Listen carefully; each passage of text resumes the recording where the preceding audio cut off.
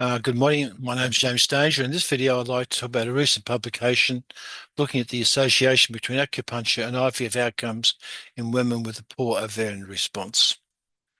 I came across this article. So this is the one in Cellular Development and Developmental Biology from a group of Chinese authors, very keen, obviously, on acupuncture. And their conclusion, just to very start so you know where we're going, is in this single-center retrospective cohort, acupuncture was associated with increased numbers of retrieved oocytes among women with poor ovarian reserve. And if you wait to the very end of the video, I'll give you some of my personal comments on this paper and the concept of acupuncture. I came across it from this article in the conversation, which I think summarizes the article.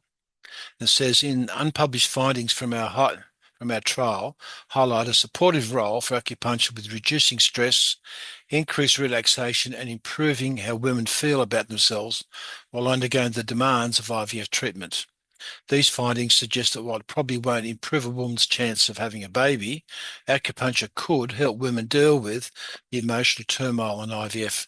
It's interesting, I was only reading this morning, looking at the sex ratios of different male and females, is that when women have a high level of anxiety, they have more female babies, and under a minute of stress, they have more males.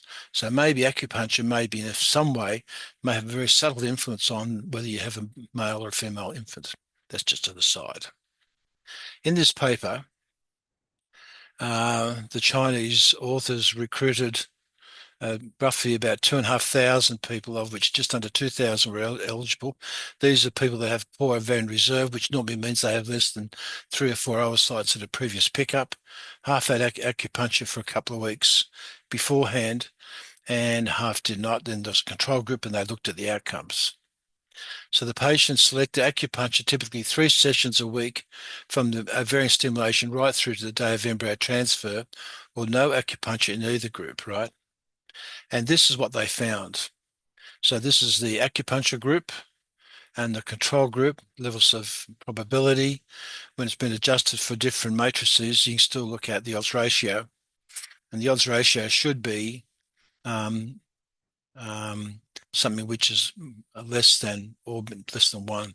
So you look at the acupuncture group, they had 4 eggs instead of 3, mature eggs, 3 instead of 2, 2 PN at 3, 2 PNs as opposed to 2 PBNs, had 1 blastocyst compared to hardly any. And the cancellation rate was 9% in the acupuncture group and 24% in the control group. So they're all positive, but these are highly significant. The biochemical pregnancy rate, the clinical pregnancy rate, and the live birth rate were all significant. But when they were adjusted for age, etc., they found that these things were not significant. So 0.9 to 2, 0.9 to 1.2. So they looked at the AMH level and found that the AMH level was slightly higher, which meant there was more follicles. The egg count, the intrafollicle count, they could see 1 more follicle on ultrasound, and I don't worry about the dose. I ignored all that. So this was a study, pretty simple. This is meant to be a really quick video. So the authors state in this retrospective cohort study involving 2,000 women with a poor ovarian reserve, and 3 eggs is considered poor, and explored the potential effects of adjuvant acupuncture treatment during IVF. The findings showed that as an adjunctive therapy, acupuncture demonstrates potential to increase the success rates in IVF. However, despite the above advantages of acupuncture enhancing ovarian response, the current study needs additional research to validate the claims as well as to elaborate on the potential mechanisms acupuncture may be using to promote its effect.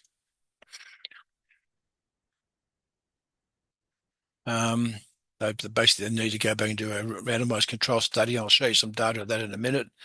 Our study also provides additional support for the hypothesis that acupuncture may enhance follicular genesis and improve oocyte competence.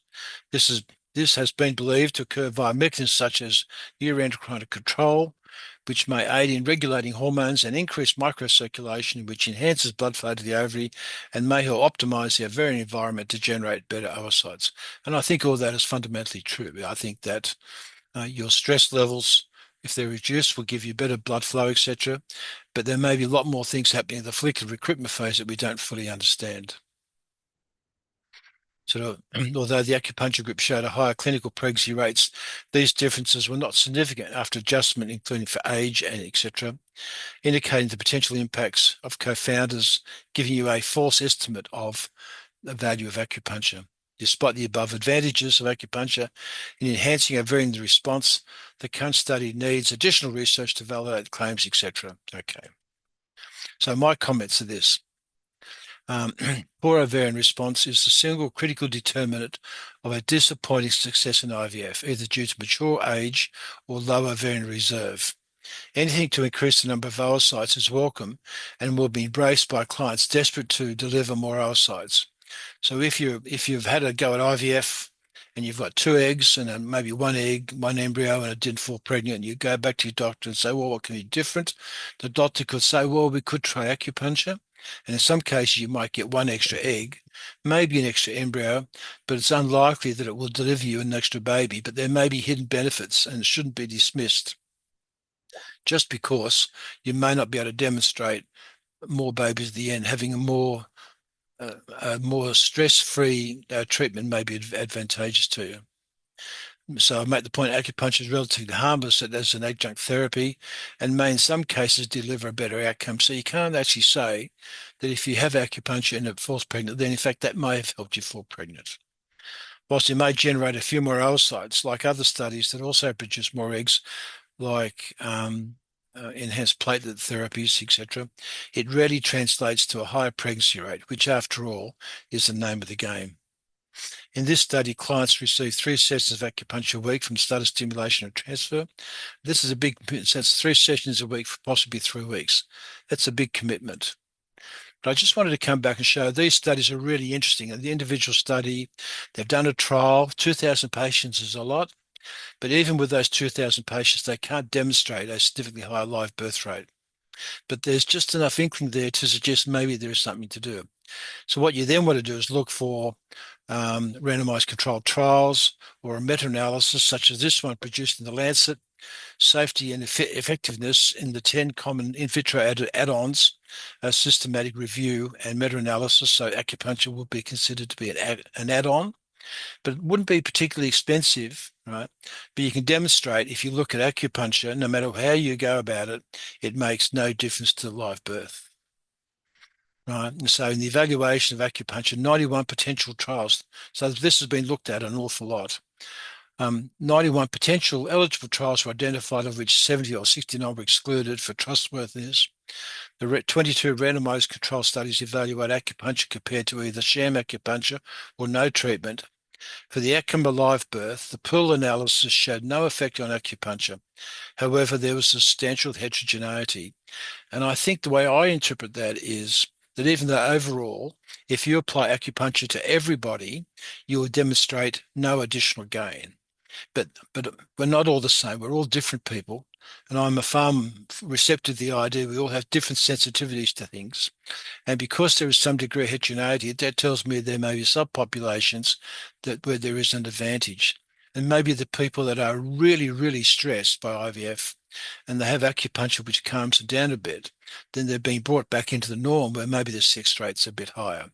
So I wouldn't rule out acupuncture as an adjunct treatment as long as the counselling informs them that you're not likely to have a baby because of it, but there may be hidden benefits.